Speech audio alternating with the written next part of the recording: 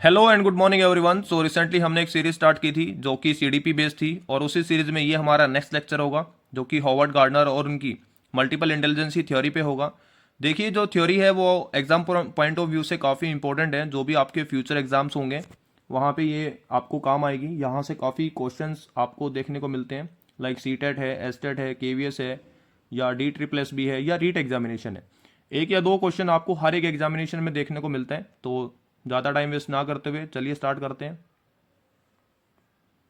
देखिए एक basic introduction से स्टार्ट कर रहे हैं।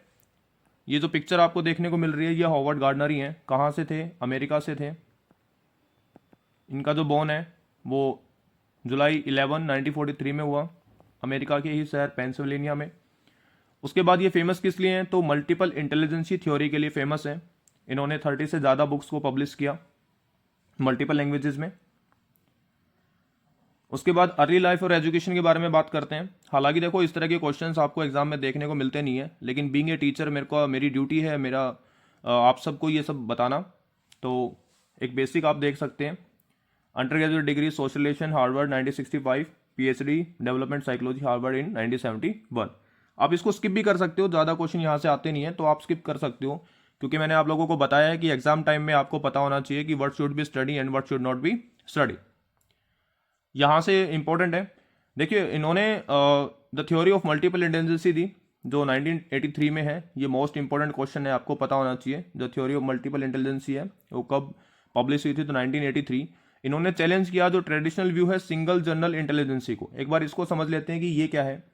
देखिए इनिशियल स्टेज में अगर आप लोग देखोगे जो आपके डिफरेंट साइकोलॉजिस्ट हैं, जैसे स्परमैन है, थॉरस्टोन है, या फिर आपके स्टेनबर्ग्स हैं, या कैटल एंड हॉर्न फ्लूइड है, या बिनेट है, उन्होंने क्या फोकस किया? उन्होंने बोला कि जो इंटेलिजेंसी है वो एक सिंगल एंटिटी है। क्या है? एक सिंगल एंटिटी है। लेकिन उन्होंने बताया कि जो इंटेलिजेंसी है जो इंटेलिजेंसी है वो क्या है? मल्टीपल है। कैसी है? मल्टीपल टाइप की है। और उन्होंने जो इंटेलिजेंसी के बारे में बताया कि वो 8 टाइप की है। कितने टाइप की है? 8 प्रकार की है या 8 टाइप्स की है। और यही हम लोग डिस्कस करने जा रहे हैं कि 8 टाइप्स की इंटेलिजेंसी कौन कौन सी है।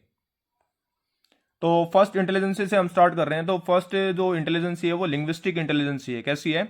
लिंग्विस्टिक। अब लिंग्विस्टिक का मतलब ये कि मान लो कोई ऐसा इंडिविजुअल है जो कि बहुत ही अच्छा वक्ता है ना, बहुत अच्छा स्पीकर है और बहुत ही अच्छा बोलता है। तो उससे इंडिविजुअल में किस तरह की इंटेलिजेंसी मिलेगी? तो लिंग्विस्टिक टाइप इंटेलिजेंसी मिलेगी। यहाँ पे एक पिक्चर से आप लोग रिलेट कर सकते हो। ये कौन है? तो ये स्वामी विवेकानंद जी हैं। आपको पता है कि ये बहुत अच्छे लीडर भी थे, एक स्पिरिचुअल लीडर, उनके साथ साथ एक अच्छे वक्ता भी थे।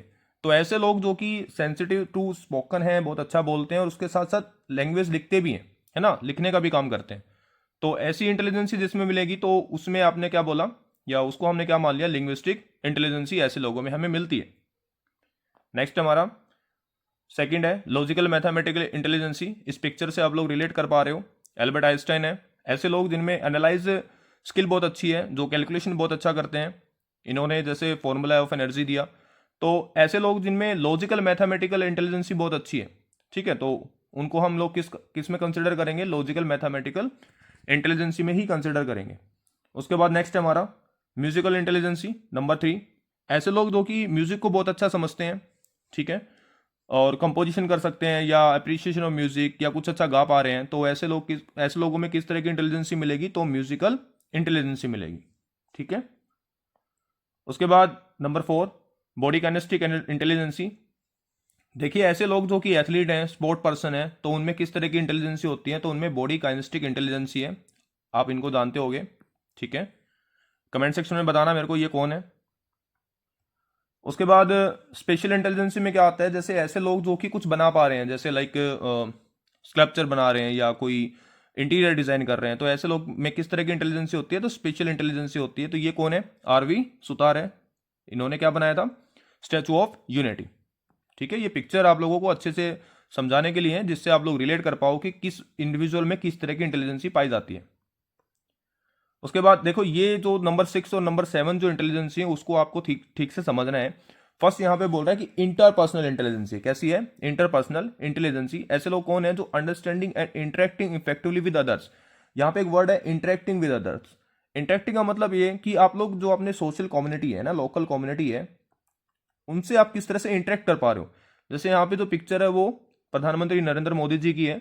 अब ये जो इनका इंटरेक्शन लेवल है आप देखो कि वो कितना अच्छे से लोगों के साथ इंटरेक्ट कर पाते हैं, है ना। तो ऐसे लोगों में किस तरह की इंटेलिजेंसी है, तो इंटरपर्सनल इंटेलिजेंसी है, जो कि अपने आप को सही से रिप्रेजेंट कर पाते हैं, एक स्ट्रॉन्ग उनकी पर्सनैलिटी है ना, और इंटरेक्ट बहुत अच्छे से कर पा रहे हैं। तो ऐसे लोगों में इंटेलिजेंसी कैसी है, इंट्रा पर्सनल इंटेलिजेंसी। अब देखिए यहाँ पे कंफ्यूज नहीं होना है, यहाँ पे इंट्रा है, यहाँ पे कैसा है, इंट्रा पर्सनल। अब यहाँ पे जो इंट्रा पर्सनल है, डीप सेल्फ अवेयरनेस, किसकी बात हो रही है, सेल्फ अवेयरनेस। यहाँ पे महात्मा बुद्ध है, इन्होंने क्या किया था, यानी खुद को समझा था। ऐसे लोग जो कि खुद को समझ रहे हैं, ठीक है, अपने आप को जान रहे हैं, विचार कर रहे हैं, ऐसे लोगों को हम किस में लेके आएंगे, इंट्रा पर्सनल इंटेलिजेंसी में। ठीक है, यहाँ पे कंफ्यूज नहीं होना है, एक तो इंट्रा है और दूसरा इंटर है। ठीक है, आई होप यहाँ तक चीजें आप लोगों को समझ में आ रही हैं।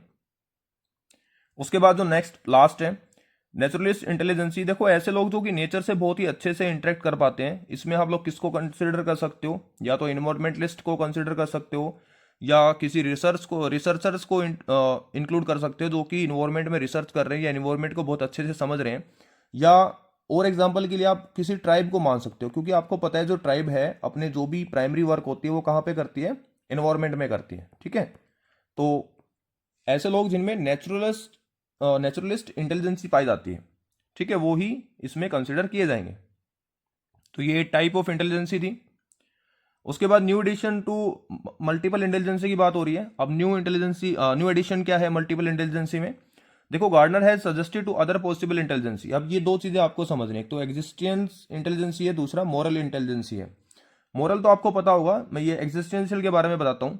देखो क्या है कि सेंसिटिव टू डीप क्वेश्चंस। अब डीप क्वेश्चन कैसे हो सकता है, जैसे डीप क्वेश्चन की हाउ टू ओरिजिन सेल, या यूनिवर्स का ओरिजिन कैसे हुआ, ऐसे क्वेश्चन जो कि बहुत ही डीप मीनिंग लेके आते हैं, है ना, जिनका जनरली आंसर करना उतना ईजी है नहीं। जैसे मैं आप लोगों को बोल दूं कि अर्थ के ओरिजिन के बारे में बताओ, है ना, कि अर्थ का ओरिजिन हुआ कैसे, तो अब यहाँ पे मल्टीपल थियोरी है, लाइक बिग बैंग थ्योरी है, नेबुला हाइपोथेसिस है। तो इस तरह के क्वेश्चन जो कि बहुत ही डीप है। अच्छा, मोरल इंटेलिजेंसी क्या है कि understanding of ethical and moral dimension, यानी नैतिकता। जब भी नैतिकता की बात होने लग जाए कि भाई ये चीज़ तो सही है और ये गलत है, तो इसमें डिफरेंस करना आ जाए, तो वो क्या है, मोरल इंटेलिजेंसी। इन्होंने ही एडिशन किया था एग्जिस्टेंस का और मोरल इंटेलिजेंसी का। उसके बाद जो थ्योरी हम लोग पढ़ रहे हैं उसकी एप्लीकेशन कहाँ पे है, तो फर्स्ट ऑफ ऑल एप्लीकेशन आपकी कहाँ है, एजुकेशन में है। अब एजुकेशन में किस तरह से है, देखो ओल्ड टीचिंग स्ट्रेटेजीज में क्या होता था कि सिर्फ एक ही इंटेलिजेंसी के बारे में बात होती थी, लेकिन आज के न्यू कैरिकुलम में क्या होने लग गया है, जो टीचिंग स्किल्स है वो कस्टमाइज होने लग गई है अकॉर्डिंग टू स्टूडेंट स्ट्रेंथ। मान लो कोई बच्चा अच्छा गा रहा है ना, आर्ट अच्छी कर रहा है, तो उसी अकॉर्डिंग क्या होने लग गया, कैरिकुलम चेंज होने लग गया। जैसे arts, music, physical activity in schools. Work place में क्या हो सकता है, प्रोडक्टिविटी को इनहेंस करने के लिए, कोई भी नया क्रिएटिव करने के लिए, ठीक है, या किसी बच्चे में कोई यूनिक टैलेंट है या कुछ भी वो अच्छा करने जा रहे हैं, तो वहाँ पे इसकी एप्लीकेशन हो सकती है, यानी न्यू मेथड्स ऑफ इंटेलिजेंसी है। क्रिटिसिज्म क्या है, क्रिटिसिज्म समझ लेते हैं एक बार। देखो lack of empirical evidence to support MI theory. अब ये एम्पेरिकल का मतलब क्या है, एम्पेरिकल का मतलब ये मान लो कि जिस तरह से हम किसी चीज़ पे रिसर्च कर रहे हैं और कुछ एविडेंसेस हमारे पास होते हैं, तो यहाँ पे उतने एम्पेरिकल एविडेंसेस नहीं है ना। जैसे कि आप इसको ऐसे समझ सकते हो कि कोई फॉर्मूला नहीं है, कोई रिजल्ट नहीं है, ठीक है, साइंटिफिक एविडेंसेस नहीं है किसको सपोर्ट करने के लिए, मल्टीपल इंटेलिजेंसी थ्योरी को।